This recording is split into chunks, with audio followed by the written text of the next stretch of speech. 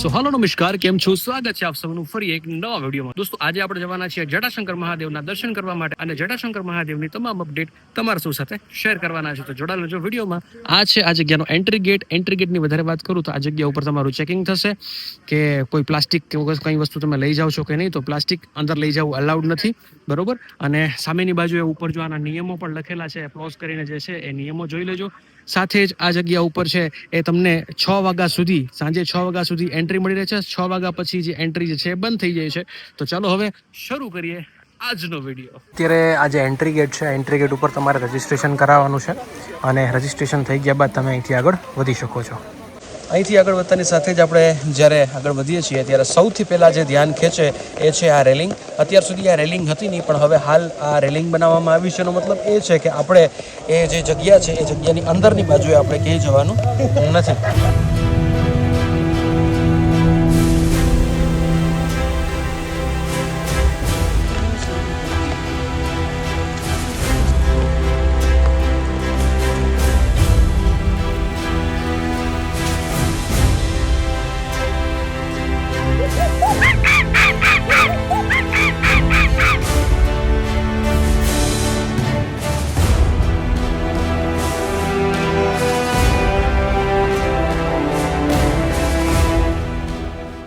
દોસ્તો અત્યારે આપણે જે છે એ જઈ રહ્યા છીએ જટાશંકર. અગાઉ કીધું એમ હવે આ જગ્યા ઉપર વરસાદના પાણીની વાત કરું તો શરૂઆતમાં જે કંઈ પણ નદી નાળા આવે છે એની અંદર ધીમી ગતિએ પાણી જોવા મળ્યું છે. રસ્તામાં પણ આપણને અલગ અલગ જગ્યાએ પાણી વહેતું જોવા મળ્યું છે.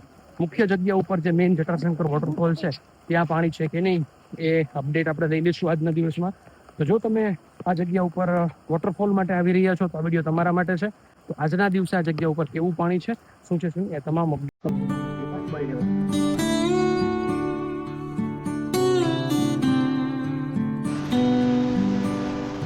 ગિરનારની જૂની સીડી ચાલુ થઈ છે. તો અહીંથી ડાયરેક્ટલી તમે ગિરનાર ઉપર પણ જઈ શકો અને સાથે જ આ જે રસ્તો છે એ રસ્તો આપણને જટાશંકર મહાદેવ તરફ પણ લઈ જાય છે.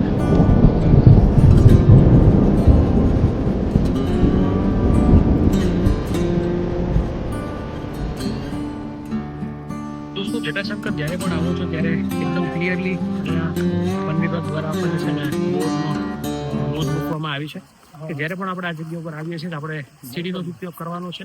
તો આ બાબત જે છે ખાસ ધ્યાન લેવી. સાથે જ સામેની બાજુ જો વાનરરાજ બેઠા છે. હવે ખાસ વસ્તુ મારે તમને એ કહેવી છે કે આ જગ્યા ઉપર ગમે ત્યારે આવો ને તો પ્લીઝ કોઈ પણ વન્ય પ્રાણી છે ને એને તમે ખવડાવશો નહીં, કેમ કે એમના માટે આખી વનરાઈ છે. વનરાઈ જ એમનું ભોજન છે. ફળ, ફૂલ, પાંદડા આ જ બધું એ લોકો ખાતા હોય છે. આપણે બધી મેંદાની વસ્તુ આવી તેમના શરીરને માફક નથી આવતી અને નુકસાની જતી હોય છે. તો આ વાત ખાસ દરેક વ્યક્તિ આ જગ્યા ઉપર આવે છે ધ્યાન લે. દોસ્તો આ જગ્યા તમે ખાસ જુઓ. આ જગ્યા ઉપર જવું ખૂબ જ અઘરું છે અને આપણે ઘણા બધા વિડીયોઝ એવા બનાવ્યા છે કે જ્યાં મહાદેવ બિરાજમાન હોય એ મહાદેવ હંમેશા ડુંગરોની વચ્ચે બિરાજમાન હોય છે. એવી જ આ કંઈક જગ્યા છે જટાશંકર મહાદેવ. આ જગ્યા ઉપર જંગલમાં બિરાજમાન છે, ગિરનાર ક્ષેત્રમાં બિરાજમાન છે. તો મહાદેવના ખૂબ સુંદર મજાના આપ સૌના દર્શન કરાવવાનો છું. તો જોડાયેલા રહેજો વિડીયોમાં. રસ્તો સાહેબ કંઈક આ રીતનો આપણને જોવા મળે છે.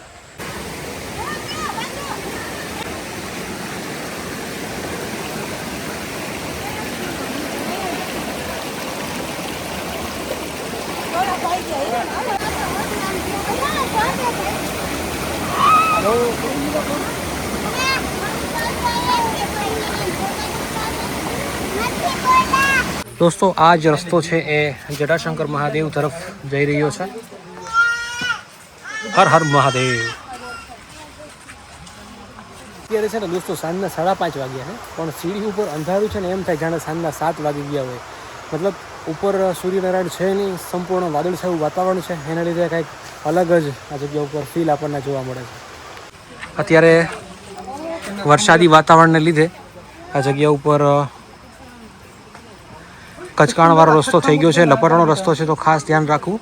દોસ્તો તમે જ્યારે જટાશંકર જાઓ છો ત્યારે જગ્યાએ આ રીતના એરો મૂકવામાં આવ્યા છે, જેથી કરીને કોઈ પણ વ્યક્તિ જે છે એ માર્ગ ના ભૂલે અને શાંતિથી ભગવાન ભોળાનાથના દર્શન કરવા માટે પહોંચી જાય.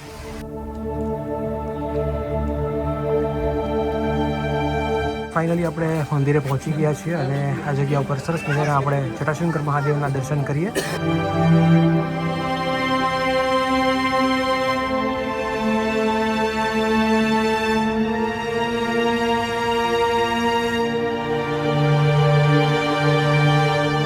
દોસ્તો, આ જગ્યા ઉપર આપણે જટાશંકર મહાદેવના ખૂબ સરસ મજાના દર્શન કર્યા છે.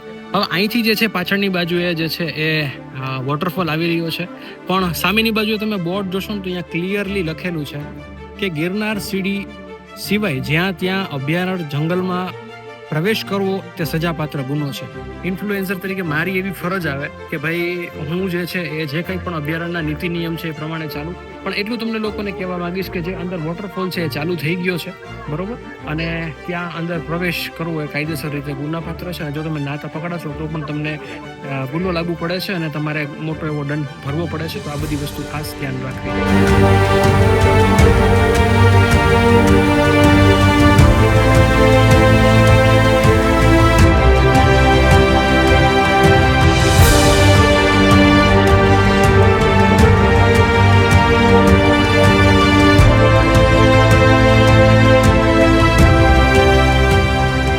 દોસ્તો, અત્યારે આ જે દામોદર કુંડ છે અને ખૂબ સરસ રીતે પાણીની આવક થઈ છે. જગ્યા ઉપર જે દામોદર કુંડમાં પાણી આવ્યું છે એ તમને બધાને દેખાડવા માંગીશ. ખૂબ જ અદભુત નજારો છે. હવે જોઈ લો કેવું પાણી આવ્યું છે.